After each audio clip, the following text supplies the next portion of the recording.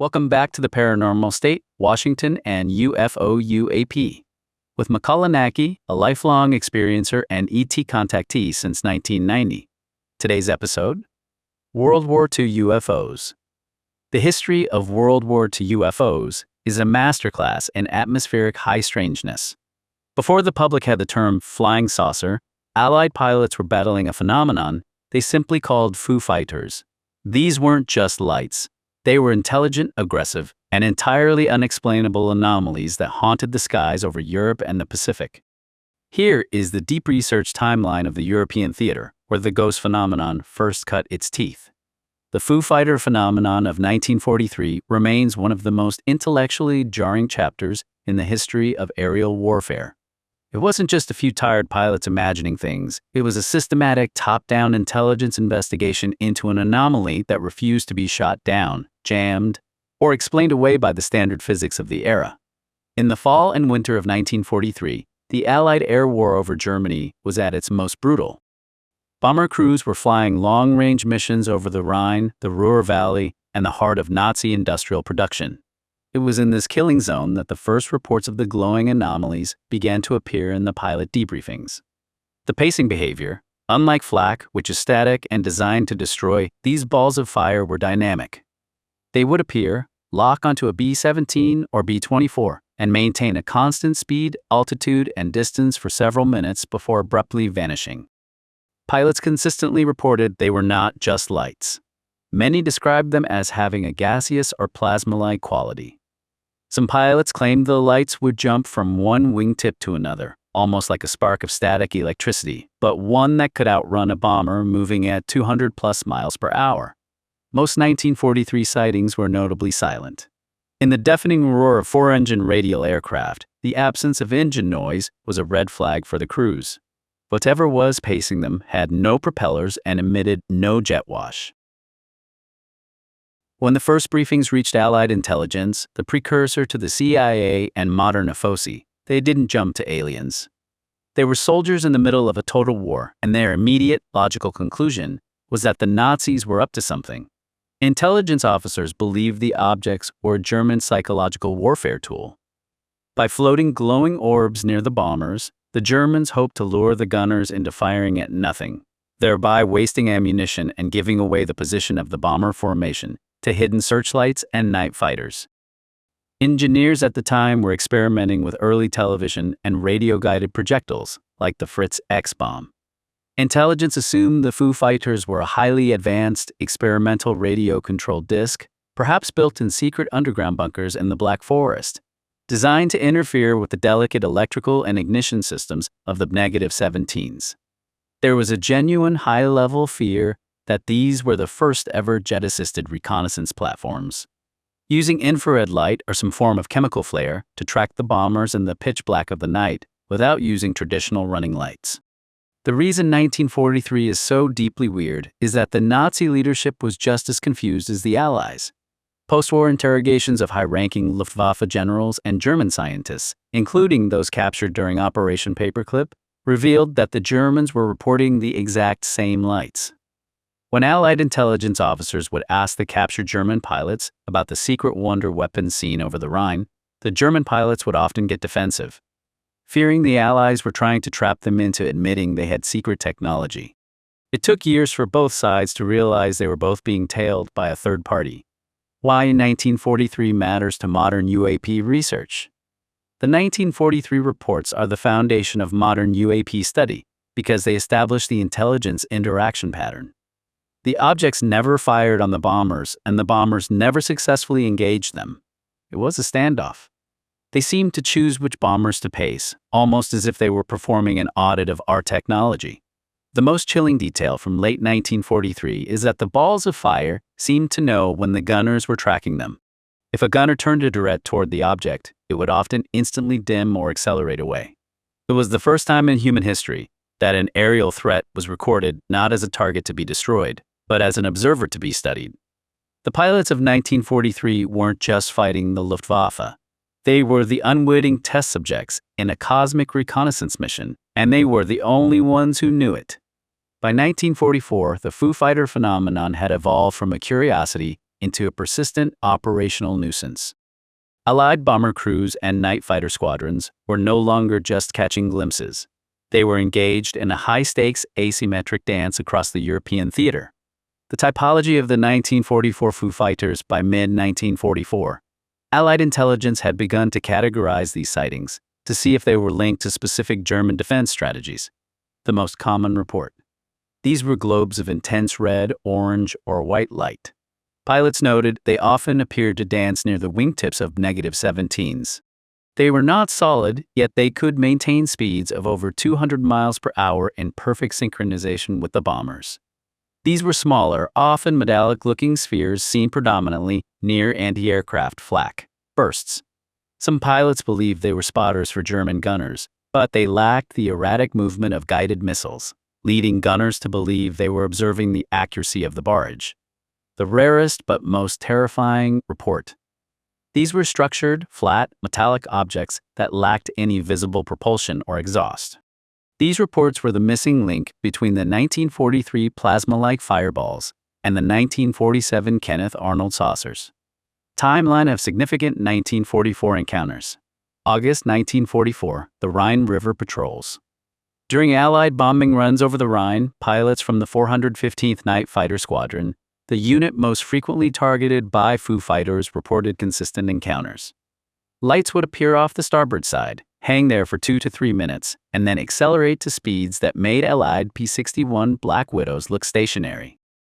August reports were sent to the Tactical Air Command, which seriously considered that the Germans had developed ground-based energy weapons, capable of projecting light through the atmosphere to distract pilots. November 27, 1944. The Alsace ghost, the most cited case.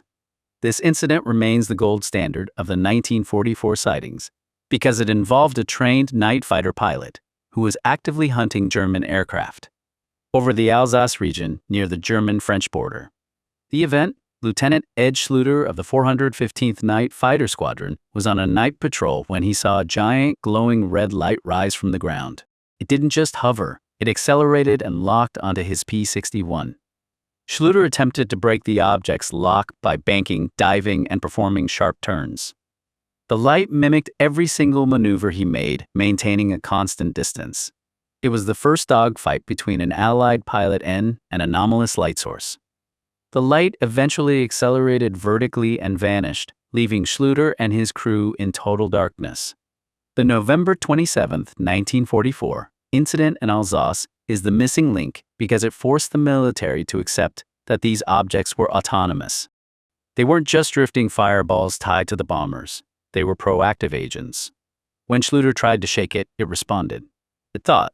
This event proved that the UFOs weren't just bystanders to the war. They were studying the combatants. It is the moment that transformed ufology from a study of weird lights into a study of unidentified, non-human intelligence acting with agency. By 1945, the Foo Fighter phenomenon was no longer a fringe curiosity. It was a military strategic concern.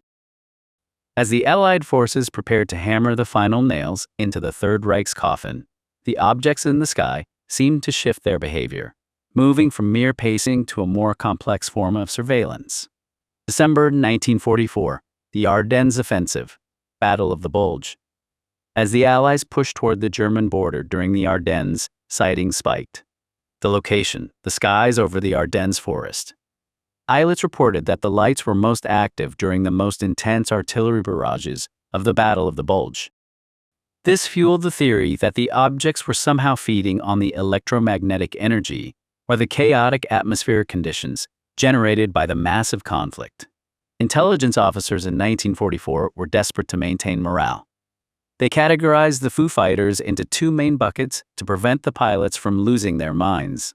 The German weapon. They spent the winter of 1944 analyzing German electronics, infrared research, and rocket schematics.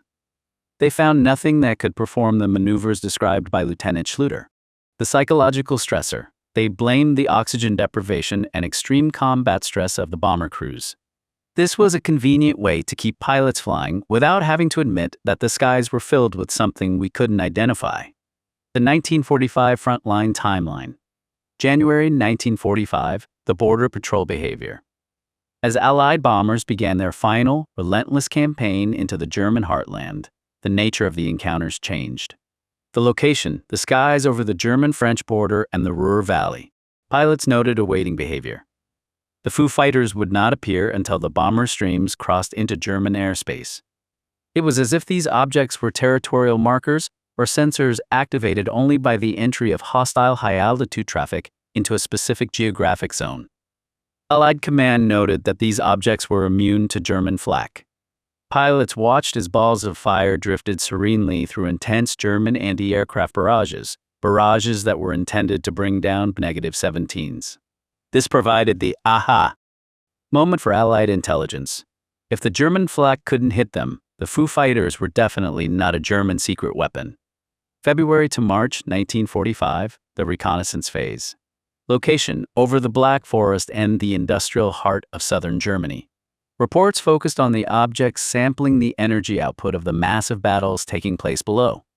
Some crews reported that when they flew near secret underground facilities, the ones being built for advanced Nazi projects, the objects became more active, occasionally moving in tight formations that looked remarkably like a reconnaissance grid. May 8, 1945, VE Day, victory in Europe.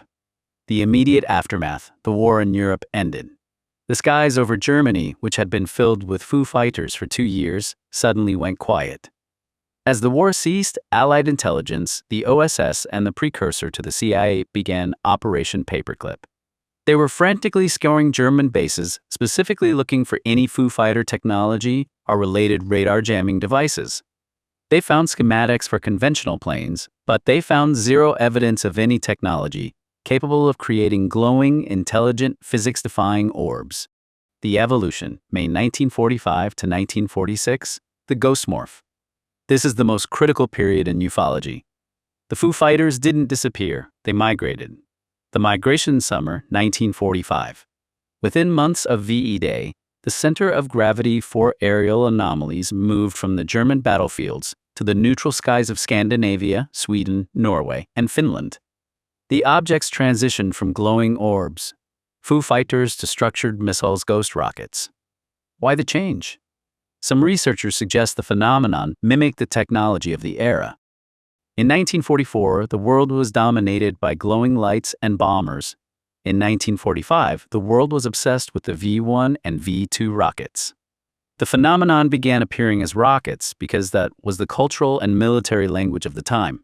By late 1945, the US and the USSR were locked in a race to capture German rocket science. The ghost rockets appeared specifically over countries like Sweden that were neutral, yet strategically vital for testing long-range rocketry. It was as if the intelligence behind the Foo Fighters was now specifically interested in our post-war rocket race. If the Foo Fighters were purely a result of combat stress or Nazi experimental weapons, they should have vanished the moment the last German plane was grounded. Instead, the same intelligence that watched the Rhine watched the Swedish lakes. They shifted their appearance to match the rocket-obsessed culture of 1946. They moved from a theater of war, Germany, to theater of technological development, the rocket testing grounds of northern Sweden. The 1945 climax proves that the Foo Fighters were never a side effect of the war, they were observers of the war. Once the industrial output shifted from bombers to rockets, the observers followed the technology. It is a terrifying thought. We weren't just fighting for Europe, we were performing in front of an audience that was judging our technological progress. And once we moved the laboratory to Sweden, the audience simply moved their seats. The military intelligence of 1944 to 1945 was in a state of absolute quiet terror. They were running 3 parallel theories, none of which made sense. The Nazi secret weapon theory. The Allies were terrified the Germans had developed miracle weapons, Wunderwaffen, that could neutralize Allied electronic systems. They spent months investigating sites like Peenemünde and the Black Forest, but they never found a Foo Fighter factory. The Soviet intrusion theory. By late 1945, the fear had shifted. Was the USSR using captured German tech to probe Western defenses? This fear drove the creation of the early intelligence gathering projects that would eventually birth the Project SignLogic. A very small, very terrified circle of intelligence officers realized the Foo Fighters were not German, and they were not Allied. They were observing, but never interfering with the actual combat. They were spectators of our darkest hour. The name itself is a testament to the soldiers' wit in the face of the impossible. It came from a popular comic strip of the time, Smokey Stover, in which the lead character would often say, "Where there's foo, there's fire." The pilots adopted the name because these things were essentially fire or light that they couldn't explain. A key detail researchers often miss is the radar visual gap. In 1944-45, radar was in its infancy. Pilots would see a Foo Fighter visually, but their onboard radar would show nothing. This is arguably the most terrifying part. The objects were physically real enough to be seen with the human eye, but they did not have the metallic density or the radar cross-section of a normal aircraft. It was the first hint that these objects were not solid machines as we know them, but something that could mask itself from the electronic surveillance we were just starting to master. To be continued. Watch and listen. Watch the cinematic video trailer. Listen to the full podcast now. Explore the archive Cosmic Awakening Volume 1, 1991, Peru, Journey into the Unknown. Sacred Valley of the Incas. Volume 2, Ascension 2012, The Golden Alchemy. Part 3, The First Contact and the Paranormal State. Join the journey. New episodes drop periodically. Each chapter delivers a tight, hyper-focused 10 to 30-minute exploration into the evolution of ufology, perfect for your daily plunge into decoding hidden messages from outer space, designed to raise awareness and foster human evolution. Subscribe to support your inner development. Thumbs up to help push our channel through the algorithm. Comment below. Share your thoughts on today's episode.